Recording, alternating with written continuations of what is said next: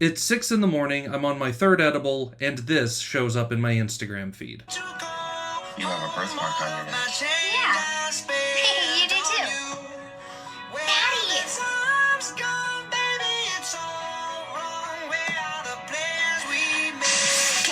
When that shows up in your feed, you either swipe away like a coward, or you buckle up and stare into the face of death and devastation like a red meat, corn-fed GD American. That was the best one. So as you probably noticed, the iPad has made a return. And I upgraded it from the last time you saw it. I taped a spatula to the back with Scotch tape because I wanted to hold it like a little handle. As you saw in the last video, I struggled to hold it. And so, of course, the first time I actually use it, it's for a vertical video. And whatever, life's funny that way. I'm sure you've probably pieced it together by now. So this kid, she's got a heart-shaped birthmark, which is just amazing. And then he has an identical birthmark. So obviously that's his child, right? And that he didn't know about it. Easton has a full ride hockey scholarship, and I will not let you ruin his life, trapping him in this podunk town to raise some kid. Just let me talk to Easton. I'm not trying to trap You are going to break up with him, and you are going to get rid of that baby. Okay, so already a lot to unpack, obviously. I hope you get now why I'm making this video. So first of all, we've got Mother of the Year here, and she begins delivering her exposition at the exact moment the Maroon 5 song goes into its verse. Easton has a full ride hockey scholarship, and I will not let you ruin his life, trapping him in this podunk town to raise some kid. And then she shoves a comical amount of money. You're already threatening her. Why are you paying her off?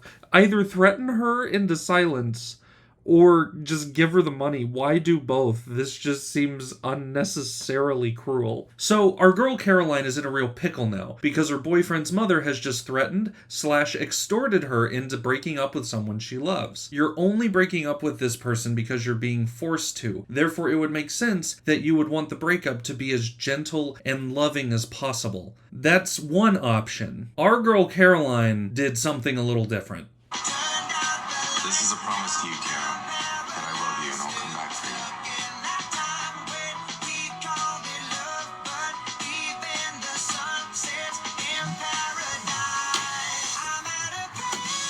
Caroline, is this a joke?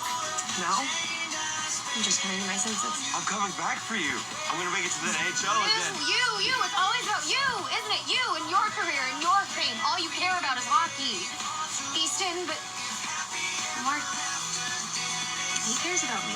I love you, Carolyn! I just need to go make a name for myself, and then I can give you everything that you want. Easton, we're done. That's right, loser. Ciao.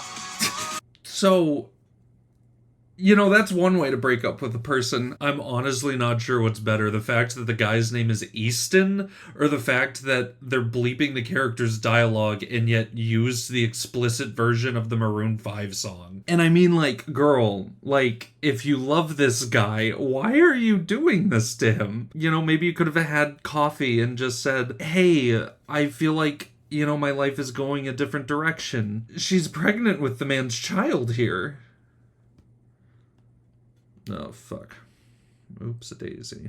And yet at the same time, I'm also like kind of side-eyeing Easton because I'm like, okay, so you got her a ring, but you're not proposing. You're leaving to go pursue your dreams of being a hockey player, and you're giving her a ring as a promise that you'll come back, but there's no real reason that she couldn't come along anyway. Like, commit or get off the pot, dude. She's just having tea in what appears to be a retirement community from the 1970s, and then she just walks over to her new boyfriend, kisses him, specifically to be in front of her old / actual current boyfriend. He's so shocked, he drops his half-full cup of coffee or potentially tomato soup it's so viscous. Did he get like 18 pumps of caramel? Something else that's new for me is the vertical framing. This seems to be like one of the first soap operas I've seen that's framed for vertical video. And that is what this is. It's a soap opera, obviously, but I'm just not sure who the intended target audience is, because it very much seems like it's meant for young people, and yet the song they're using is from 12 years ago. Are there Gen Zers out there that just have fond remembrances of 2012? The Dark Knight Rises and Mitt Romney. You know, like, I'm obsessed with this because I can't figure out what the tone is supposed to be. Is it sincere or is it self-aware? And as this goes on, I genuinely don't know. So now, after having thoroughly destroyed our boy Easton's heart, let's see what it looks like for this new future for Caroline with the man that she went out of her way to make Easton think she was leaving him for.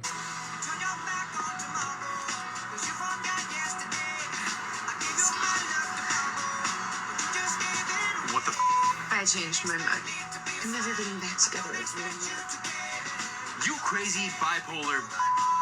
Don't ever call me again. I'm sorry.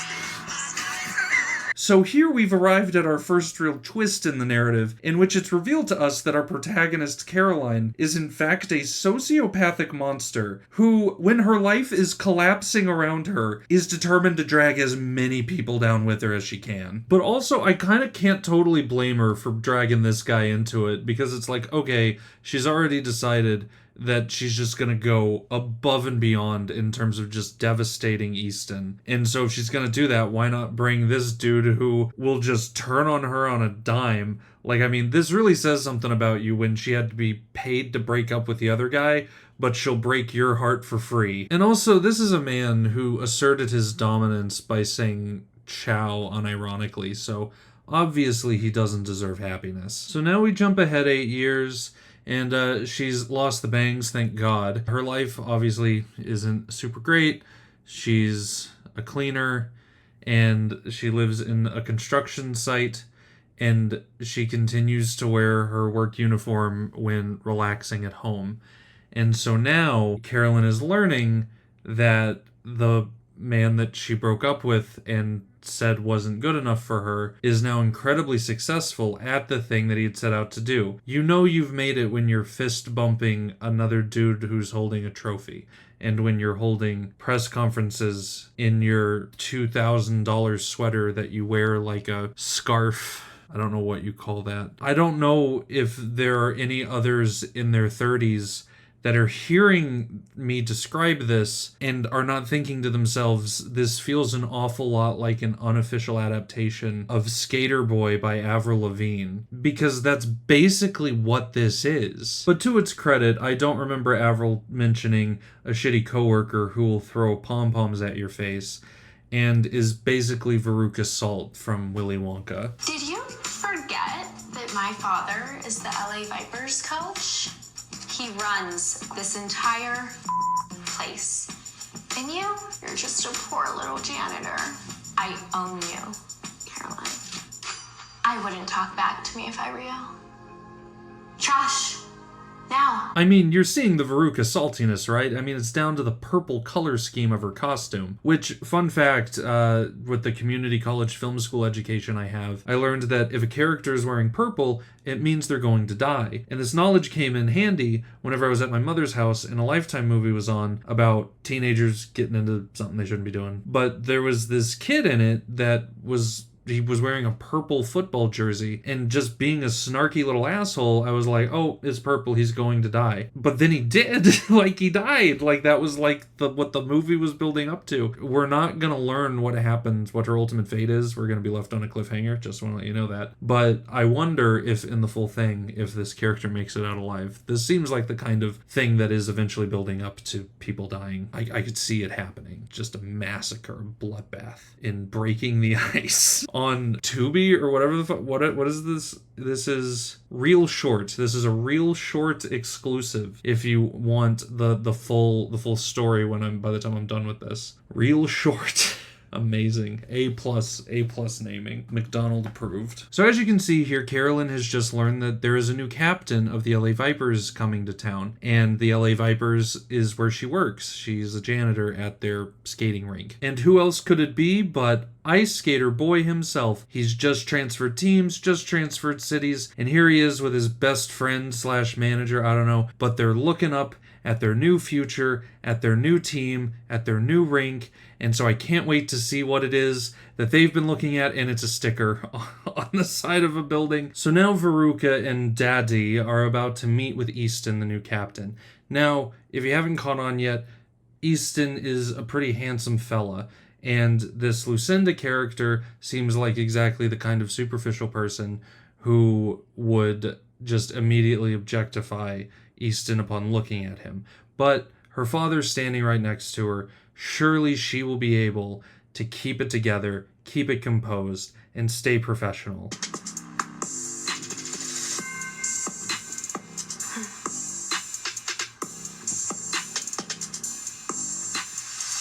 Hi, Easton. We are so happy to have you here. This might be controversial, but I come down firmly on the side of try not to be horny while standing next to one of your parents. But the important thing is Easton's here now, he's meeting everyone. Naturally there will be introductions, which will of course finally give us some insight into who his little buddy is, the Gollum to his Frodo. And surely it'll be something perfectly normal, like he's my business manager or he's my best friend from childhood. Well, I'm excited to be here, Coach. This is Iggy. He's my right wing. He's mixing two things up, right? Like he's either trying to say he's my wingman or he's my right-hand man. But right wingman doesn't make any sense. It's like if Ben Shapiro had a Robin. I had to be sure about this, and so I researched it. Literally, I forgot that I was recording, and so you can actually see me researching it here.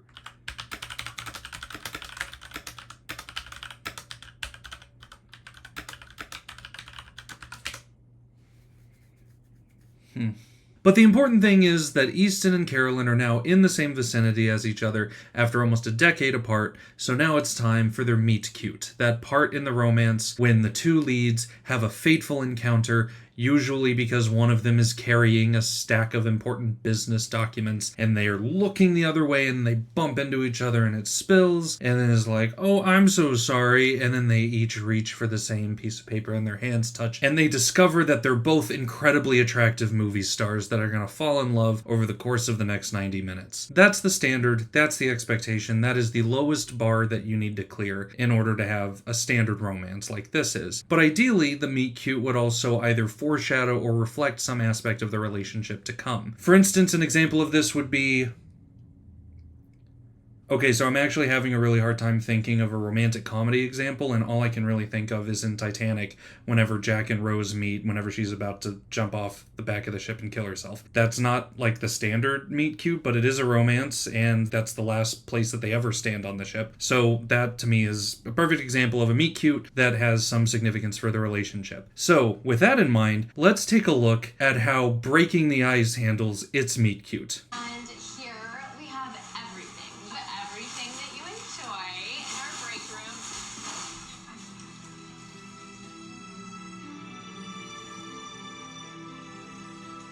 So yeah, they wanted their romance to be defined by garbage, which, hey, you know, go nuts. Like, fuck it. And let's pour one out for the poor actor playing Caroline, who is having to do her damnedest to sell that this trash is incredibly heavy when it's literally just like brown packing paper. Like, they couldn't even get empty Amazon boxes to make it seem at least a little more bulky. But at the same time, I'm gonna let them off the hook for this one. I understand what it's like to have no budget, but need like bulky trash and you just don't have anything. As you can see here from this very real thing that I made back in 2011, where trash was like an important plot point, and I realized far too late that we had nothing to put in the trash bags.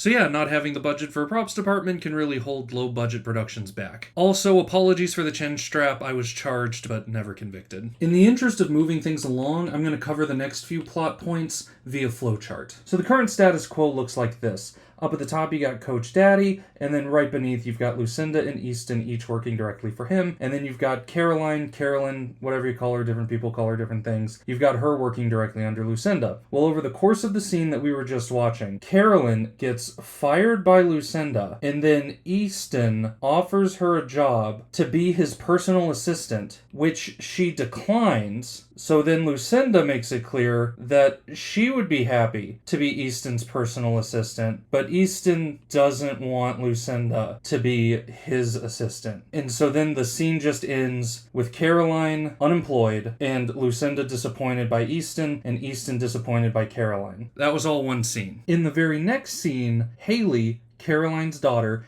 meets Easton, her father, and Haley acknowledges Easton immediately as her father, even though Caroline has never told Haley that Easton is her father, and yet Haley runs up to him, shouting "Daddy," and gives him a big hug. And Easton is very confused. He doesn't know what's going on. Whenever Easton learns that Haley is Caroline's daughter, he assumes that Caroline and Chow Guy had Haley together, which is wrong. Caroline and Easton had Haley. But again, Caroline has not told either Haley or Easton that they are father and daughter. And then, whenever Caroline asks Haley, "Why did you call him Dad?" Haley's response is, I know you told me that my dad is not around anymore. Whenever I dream about him, he looks just like that. So yeah, that sounds like a perfectly well-adjusted child to me. I see no reason for concern. And now we come to it at last, the scene that actually is the catalyst for me making this video. Because everything I've discussed with you so far is what was going on in my brain. I was so thoroughly confused by everything this did. But there was something I was holding on to. A spark, a hope, a small grasp of faith. And I tell you, dear friend, that faith was rewarded. Because the scene I'm about to show you, I genuinely like. You're being very calm about this whole thing.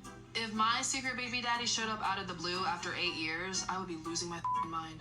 Well, thank you for that, Junie. That was really helpful. So are you gonna tell him? And say what?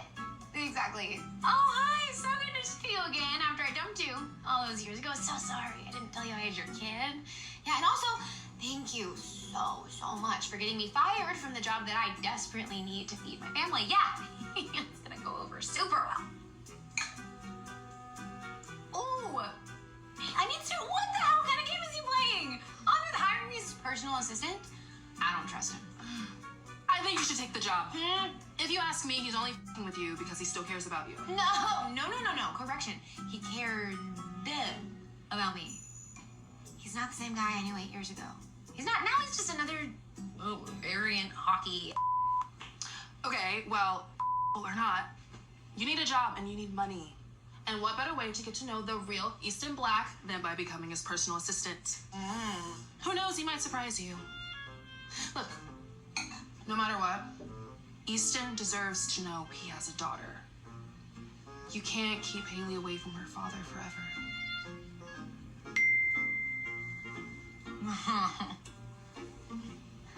Lucinda? Come get the rest of your from the rink first thing tomorrow, or it's going in the trash. The thing that makes this scene so much better than everything we've seen up until now is the fact that the tone is clearly defined. This is meant to be a lighthearted comedic scene. The script is written that way, the actors perform it that way, and even the music helps with the lighthearted tone. This scene was really giving like a sort of Desperate Housewives sort of vibe. But the thing about Desperate Housewives is that its tone was consistent from beginning to end. With Breaking the Ice, the tone has been all over the place. Sometimes it's a melodrama, sometimes it's a farce. It just can't make up its mind. So you can almost sort of speculate that maybe they were trying different things out for each given scene, and this one just happened to be the one where all the ingredients came together perfectly. And by came together perfectly, I mean that relative to the rest of this specific movie, not like in the whole wide world of cinema. Obviously, I've been having a lot of fun with how silly and hammy and cheesy this project is, and even though no one's ever going to argue that Breaking the Ice, a ReelShorts original, is some masterful work of filmmaking, it's still worthy worthy of examination and discussion. Because, in my own experience, I tend to learn just as much from what went well in a bad experience as I do from what went wrong in a good one. And if you take nothing else from this video, please, for the love of God, if you've got a scene involving large bags of trash, fill them with something other than packing paper.